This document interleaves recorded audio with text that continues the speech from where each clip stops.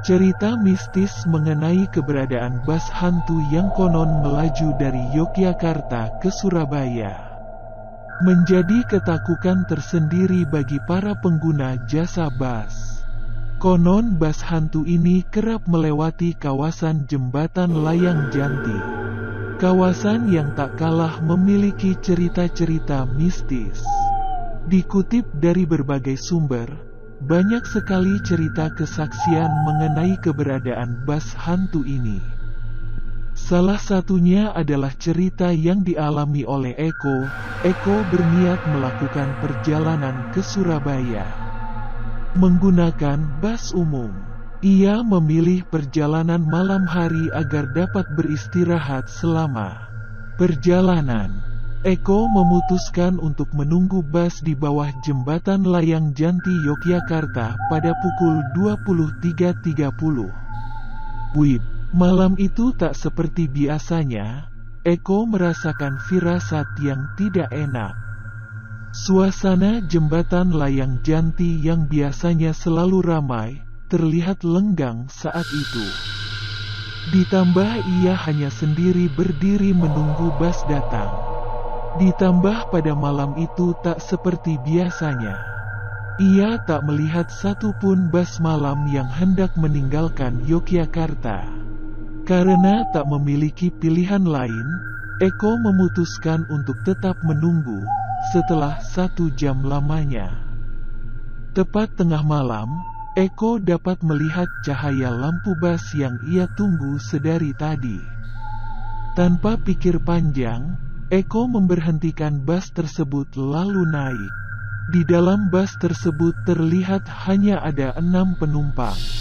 Setelah menyimpan seluruh barang bawaannya di bagasi atas, Eko baru menyadari bahwa ada yang tak beres dengan bas ini. Menurutnya, bas ini terlalu hening dan suram. Eko kemudian berniat bertanya kepada penumpang yang duduk di depannya. "Bapak turun di mana?"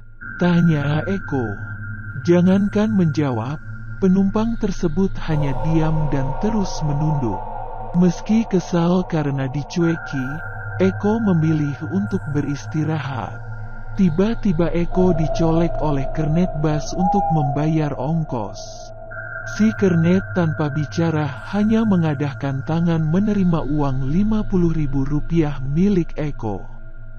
Setelah memberikan kembalian dan karcis milik Eko, si kernet berlalu begitu saja. Anehnya, saat si kernet melewati Eko, ia mencium bau anyir yang sangat menyengat. Takut menyinggung si kernet, Eko memutuskan untuk tutup mulut meski bulu kuduknya tiba-tiba berdiri saat bas yang Eko tumpangi tiba di Terminal Madiun. Eko memutuskan untuk kencing di kamar mandi terminal. Setelah dari toilet, Eko tak bisa menemukan bas yang tadi ia tumpangi. Eko pun kesal, berpikir bahwa ia ditinggalkan oleh bas itu.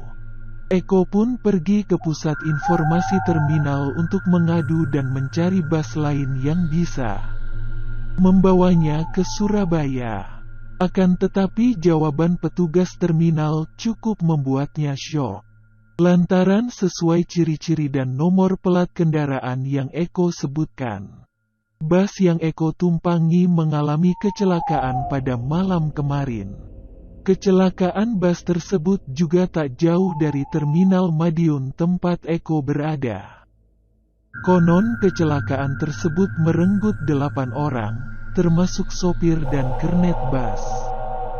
Tak ingin percaya begitu saja, Eko mengeluarkan uang kembalian dan karcis yang diberikan oleh kernet bas tadi.